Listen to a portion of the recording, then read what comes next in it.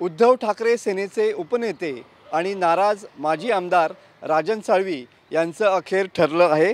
पौष महिना संपल्यानं आता येत्या 2 ते 3 दिवसात राजन साळवी हे भाजपमध्ये प्रवेश करणार आहेत। मुख्यमंत्री देवेंद्र फडणवीस यांच्या भेटीनंतर साळवी यांचा भाजपमध्ये प्रवेश होणार आहे।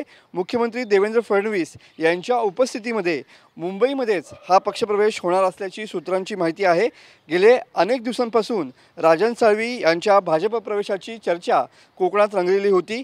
विधानसभेतील प्रभावानंतर पक्षातील वरिष्ठ नेत्यांवर साळवी यांनी याचं खापर फोडलेलं होतं आणि त्यामुळे राजन साळवी हे चर्चेत आलेले होते। पक्षप्रमुख उद्धव ठाकरे यांचीही राजन साळवी यांनी भेट घेतली होती। अखेर नाराज असलेले राजन साळवी उद्धव ठाकरे सेनेला या ठिकाणी जय महाराष्ट्र करणार आहेत। त्यामुळे उद्धव ठाकरे सेनेला कोकणातून आणखीन एक धक्का बसणार आहे। येत्या 2 ते 3 दिवसामध्ये या ठिकाणी मुख्यमंत्री देवेंद्र फडणवीस आणि माजी आमदार राजन साळवी यांची भेट होईल आणि या भेटीनंतर लगेचच राजन साळवी यांचा भाजप प्रवेश होऊ शकतो अशी खात्रीदायक सूत्रांची या ठिकाणी माहिती पुढे येते। कॅमेरामन समित गजनेसह मी मनोज लेले, TV9 मराठी, रत्नागिरी।